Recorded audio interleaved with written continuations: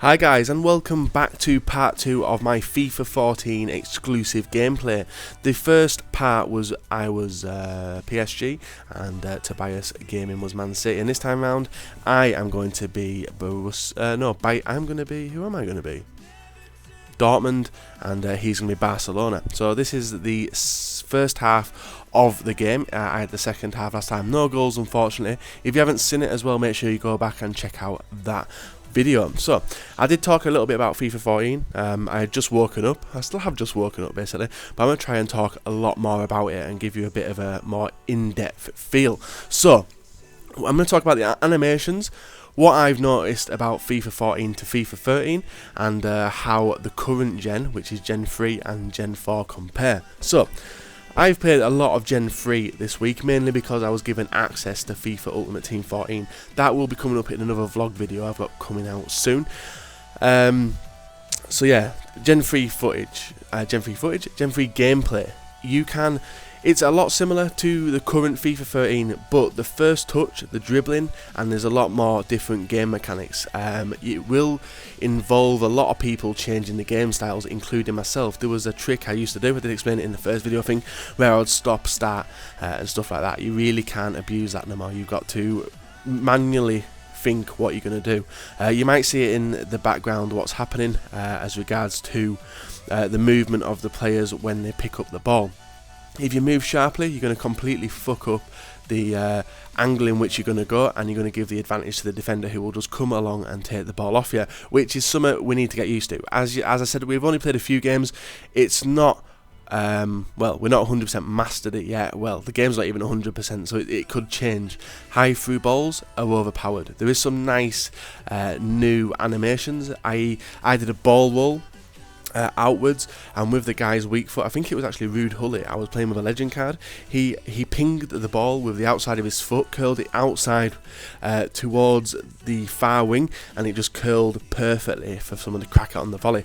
Unfortunately, I was on the classic controls instead of alternate, so instead of whacking it first time into the far corner, I ended up cracking it into the area with no one on the end of it. There was also some new style shooting. You will see some shots and stuff in this game, the way they hit it. I used to just tap the shoot button and it would go ping into the bottom corner. That was the style of shooting I did have. I preferred to go for low rather than high. But now it seems when I'm cracking the ball and going for a smack in the bottom corner, they just seem to be really weak middle place shots. So that's definitely something I have to get used to. That's with the shooting, definitely. Long shots, the animations for them are absolutely brilliant. You'll see a shot with Royce, who is a left midfield player, crack a ball really sweetly and go into the top corner. That comes later on in the video. What else could we talk about? We could talk about skill moves, because that's going to be a big topic to talk about with all the skillers. They've released, there was a button on FIFA 13 called the skill modifier button. It could be set up however you wanted it. I can't remember how I had it set up, but they've removed the fact that you've got to actually press that button to do skills now. It's basically, as a lot of people referred to it, spamming the skill stick, which was just waggling the stick around hoping for the best. Now I've been trying to do some skills, mainly with Ibrahimovic, as he's an overpowered son of a bitch.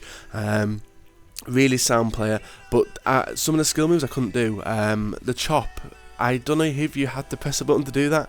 I was just so used to holding the skill modifier button and doing skill moves that I just wasn't doing it correctly anyway, and I'd rather do it behind closed doors and embarrassing myself in front of the public, which I don't know, at Gamescom.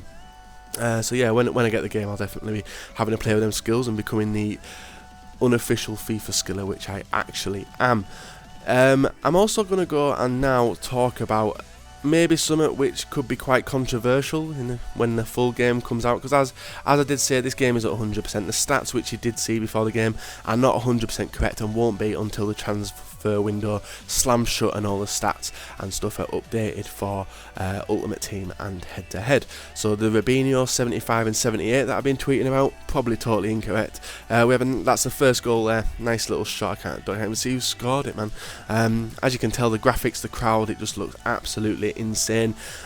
This quality doesn't do it justice. When you've got it full on straight through your TV and you're looking at it, it's so crisp, so clear, and no blurriness at all. It's absolutely ridiculous, and that goes for the 3rd gen as well.